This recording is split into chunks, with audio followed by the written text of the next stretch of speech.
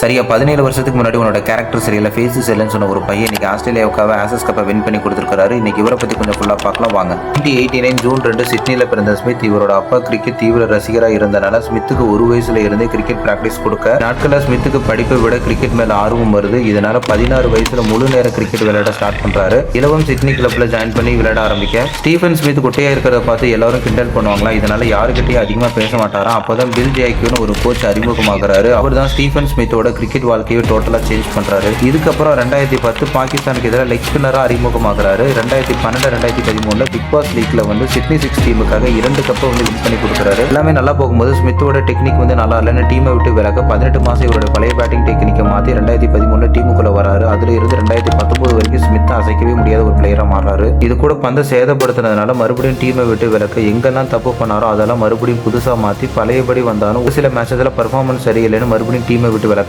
தன்னோட தன்னம்பிக்கை விடாம இருந்த ஸ்மித் 2025 ஆஷஸ் சீரிஸை வின் பண்ண வைக்கிறாங்க. எந்த ஆஸ்திரேலியா டீம் வெளியே அனுப்பிச்சோ அதே டீம் இன்னைக்கு ஸ்மித்தை கொண்டாடுறாங்க.